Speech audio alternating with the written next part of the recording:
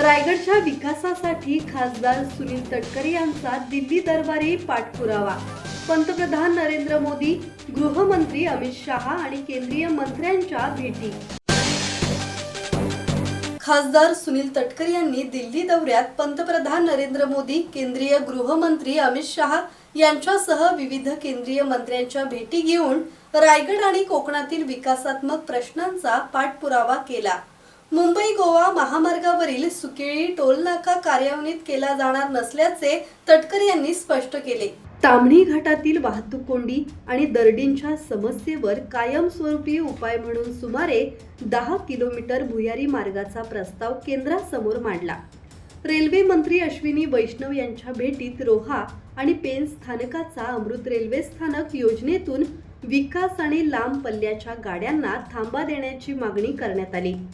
कर्जत येथील 2 उड्डाणपुलांच्या निविदा अंतिम टप्प्यात असून तिसऱ्या पुलालाही मंजुरीची शक्यता आहे. मच्छीमारांसाठी सुविधा सागरमाला 2 अंतर्गत 32,000 कोटींचे प्रस्ताव, नव्या अंगणवाड्या आणि रखडलेल्या जलजीवन मिशनच्या कामांबाबतही तटकरे यांनी पाठपुरावा केला. दरम्यान रायगडच्या पालकमंत्री पदाबाबतही तटकरे यांनी पत्रकार परिषदेत भाष्य केले. झाली मार्गदर्शनपर भेट झाली. वेगवेगळ्या विषयांच्या वरती त्यांनी मला मार्गदर्शन केलं, एवढंच मी सांगू शकतो. अमितभाईंची पण सदिच्छा भेट झाली, मार्गदर्शन घेतलं. अनेक विषयांच्या वरती चर्चा झाली आणि त्यांनी मला उत्तम पैचं मार्गदर्शन दिलेलं आहे.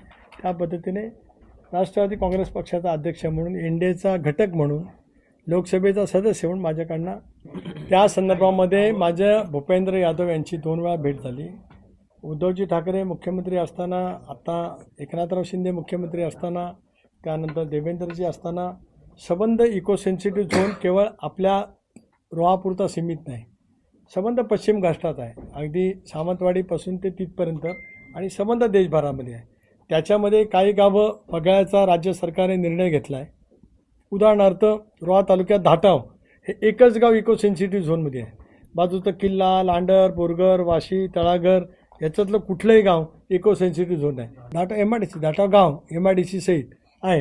त्यावेळेला माझी भूपेंद्र यादव साहेबांची भेट झाली. एकदा तर मी पवार साहेबांना घेऊन भूपेंद्र यादव साहेबांना भेटलो. पण राज्य सरकारनेही प्रस्ताव पाठवला आहे. केंद्राने अशी भूमिका घेतली की केळकर समितीच्या अहवालाची अंमलबजावणी करत असताना, वेस्टर्न घाटसाठी करत असताना सगळ्या राज्यांचे प्रस्ताव आले तर मग त्याच्यातला निर्णय घेतला जाईल.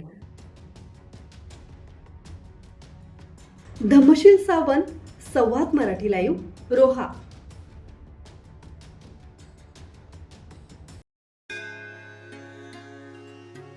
श्री गणपती संस्थान महड, तालुका खालापूर, जिल्हा रायगड. श्री वरद विनायकाच्या भक्तांसाठी भक्त निवासाची सोय, स्वच्छता आणि 24 तास गरम पाणी. CCTVची नजर. आगाऊ नोंदणीसाठी संपर्क करा 02192 26 69 12 72 76 47 38 54.